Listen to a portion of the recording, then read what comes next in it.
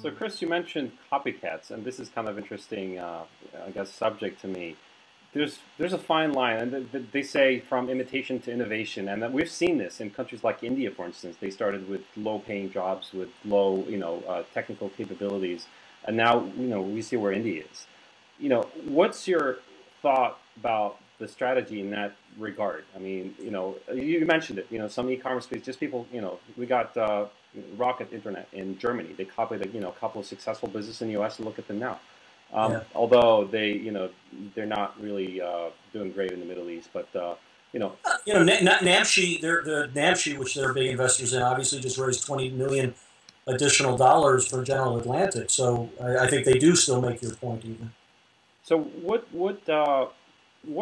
what's a good strategy in that regard for startups that they see the opportunity? I mean, they do want to innovate, but there's a big void in some spaces that they want to tackle.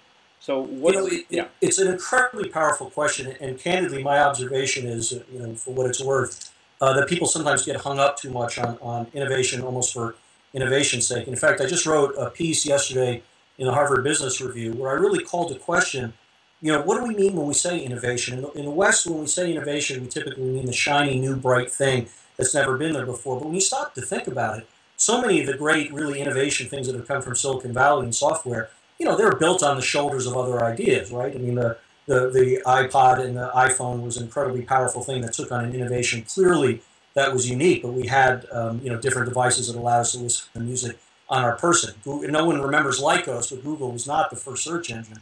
And so things build on the learning of what happens, and I just think that's true throughout the history of innovation. But secondly, I think a lot of people don't give enough credit to the idea that for people who access technologies and capabilities for the first time, that in and of itself is innovation. Because to the society there and the infrastructure and the ecosystem they begin to build is incredibly profound when you start to think about it. Again, having access to texting capability was something in Kenya until one day somebody said, we're going to create a banking system here where there wasn't one before.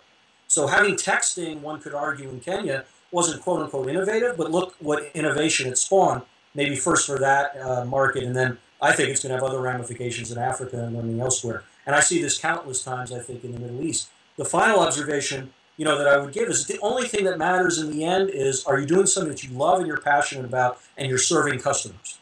The rest is kind of noise. I mean, you can make an argument about innovation or not innovation, but if you're not building stuff that makes somebody's life better, easier, faster, cheaper, more beautiful, more connected than the way they did it beforehand, or shifting a behavior like that, then it doesn't really matter what's innovation or not innovation. It just matters that you're thinking really smartly about creating something that you love, that you would want to have, that you'd want to do.